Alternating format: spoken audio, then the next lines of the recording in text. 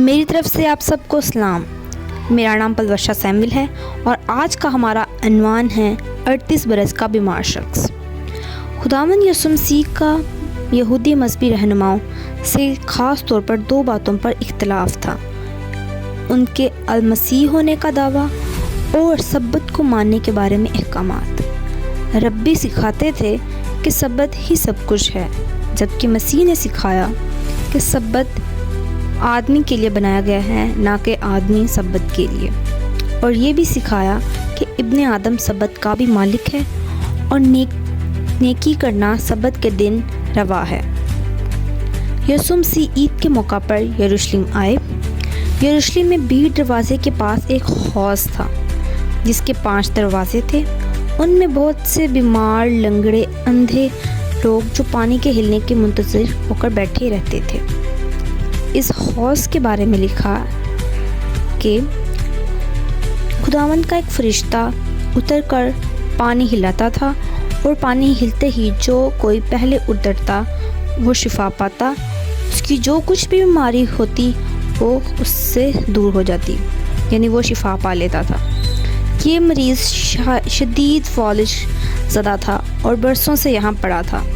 یسوع نے اس سے پوچھا کہ کیا تو تندرست ہونا چاہتا ہے؟ اس بیمار نے شکوہ کیا کہ میرے پاس کوئی ہے نہیں کہ پانی ہلے تو کوئی مجھے اس حوض میں اتار دے۔ یسوع نے اس سے کہا، اٹھ اور اپنی چارپائی اٹھا اور چل پھر۔ وہ شخص تندرست ہو گیا اور اپنی چارپائی اٹھا کر چلنے پھرنے لگا، اور وہ سبت کا دن تھا۔ اس معجزے کے بعد ایک شور اٹھا اور وہ لوگ اس شفا یافتہ آدمی کو منع کرنے لگے کہ سبت کے دن چارپائی اٹھانا روا نہیں، لیکن اس نے جواب دیا کہ جس نے مجھے شفا دی اسی نے حکم دیا کہ اس کو اٹھاؤں۔ جب پوچھا گیا کہ وہ کون ہے تو یہ شخص مسیح کے بارے میں نہ جانتا تھا۔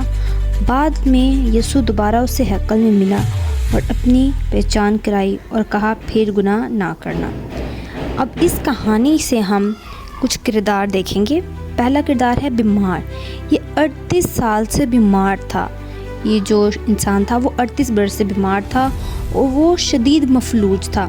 اس کے رشتہ دار اسے شلوخ کے حوض پر اس امید سے چھوڑ گئے کہ وہ کبھی تو شفا پائے گا۔ وہ صرف اور صرف شلوخ کے حوض ہی کو شفا کا منبع سمجھے بیٹھا تھا، لیکن وہ نہیں جانتا تھا حقیقی شلوخ تو یسوع ہے، جس کے کہنے پہ وہ شفا پا سکتا ہے۔